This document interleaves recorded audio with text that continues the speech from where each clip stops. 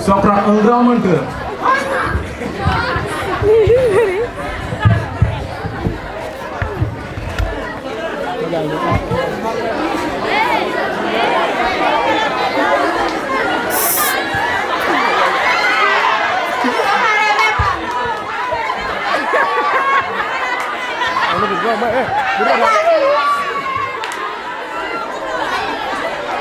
Avec ses amis défilés.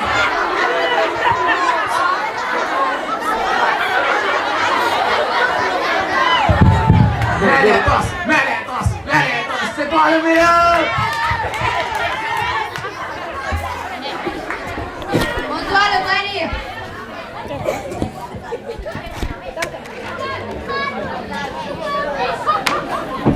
Mirmire.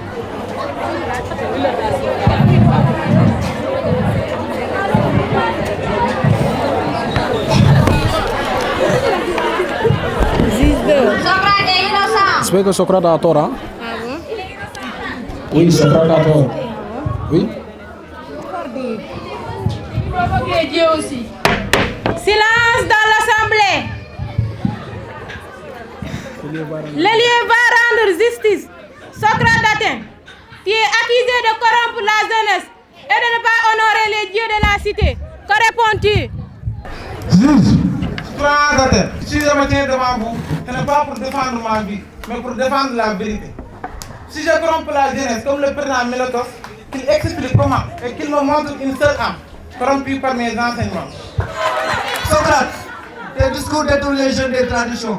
Tu les encourages à remettre en question nos lois et nos dieux. Est-ce là une condition honorable? Mélotos accuse, mais il n'explique pas. Je pose cette question. Est-il préférable de vivre dans l'ignorance ou de chercher la vérité? Ce qui me pousse à que je ne prétends rien savoir. Mon rôle de citoyen est de vous pousser à réfléchir, à s'interroger sur ce qu'il croit vrai. Cela est-il un crime? Mais en rejetant les dieux de la cité, n'as-tu pas introduit de nouvelles croyances? Rejeter les dieux? Non. Moi, je crois en un principe divin. Un démon qui me guide et me murmure de ne jamais commettre l'injustice. Mais si chercher ce qui existe au-delà des mythes et des superstitions est un blasphème, alors, lui, je suis coupable. Qui ose encore nous pousser à penser. Mais il provoque les dieux. Ou bien il chasse la jeunesse là où nous ne sommes pas. Socrate, tu détournes les lois de la cité en te moquant des institutions. Mais les gosses, je ne me moque pas des lois, je les honore en les questionnant. Car une loi qui ne supporte pas l'examen est-elle vraiment juste? Mais si tout le monde faisait comme toi, ne serait-ce pas le chaos? Que reste-t-il de nos valeurs? Si tout le monde faisait comme moi, nous vivrons dans une cité d'hommes éclairés et non de moutons éblouissants. Mais il semble que la vérité est vraie plus qu'elle n'appelle. Socrate, l'Assemblée doit décider de ton sort. Mais avant le verdict, as-tu un dernier mot? Atteignez. Souvenez-vous, je ne crée pas la mort. Ce que je crée, c'est l'ignorance et l'injustice. Si vous me condamnez aujourd'hui, ça ne sera pas ma défaite, mais celle de la vérité. Socrate est innocent. Il trouble la cité. On va discuter. Mais il défend la sagesse. Ah, Socrate a eu tort de. Mais Socrate a raison, non? Il défend la vérité. Ah bon? Oui. Socrate, l'Assemblée a voté par une majorité de voix. Tu es déclaré coupable de corrompre la jeunesse et de manquer de respect envers les dieux de la cité. Nous te laissons proposer une peine. Quel châtiment te paraît juste?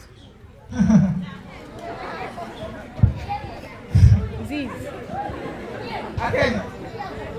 Vous me demandez quel châtiment mérite un homme qui a consacré sa vie à éveiller vos esprits, à vous inciter à la vérité et à la réflexion. Vous devrez, selon la loi, être nourri et honoré aux Britanniques comme un bienfaiteur de la cité. Quelle arrogance! Quelle arrogance! Même face à la condamnation, tu oses te moquer des juges et du peuple. Mais les autres, crois-tu que je crains la mort? Non. Ce que je crains, c'est l'injustice. Mais je vais proposer une alternative, une amende symbolique que mes amis ici présents seront heureux de garantir. Car, atteignez, je refuse de mendier votre pitié comme un homme indigne, pleurant pour sauver sa vie. Je ne jouerai pas ce rôle. Socrate, Ton obstination ne fait que renforcer l'idée que tu méprises les lois de cette cité. Ne préfères-tu pas l'exil? L'exil? Où irais-je? Partout où je pourrais me rendre, je continuerai à questionner, d'inciter en pensée. Et partout, je rencontrerai les mêmes incompréhensions. Ce n'est pas Athènes qui est en cause, mais la nature humaine. Elle préfère le confort de l'ignorance à l'effort de la vérité. Il est fou. Pourquoi refuse-t-il de sauver sa vie? Peut-être qu'il est le plus sage d'entre nous. Non, il insulte nos traditions. Socrate, l'Assemblée a rejeté ta proposition.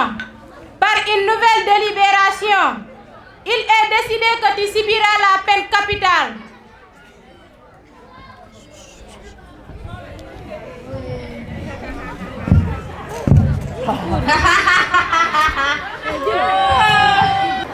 Athéniens, vous avez décidé de me condamner à mort. Mais sachez ceci, ce n'est pas moi que vous punissez, c'est la loi que vous fuyez. Vous croyez vous débarrasser d'un jeune, mais d'autres viendront après moi, plus jeunes et plus tenants. Et votre conscience ne les fera jamais taire. Tu persistes dans ton insolence jusqu'au bout. Quant à la mort, je n'en ai pas peur. Qui sait ce qu'elle est? Peut-être elle est une repos éternelle, ou peut-être elle est la rencontre avec des âmes d'un grand homme qui m'ont précédé. Dans les deux cas, je suis prêt.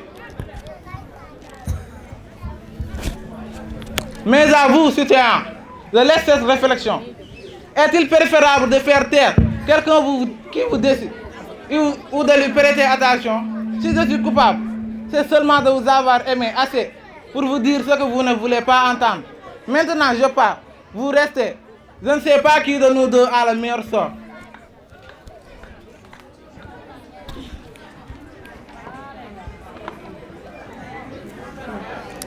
Il est mortel, mais sa parole est éternelle.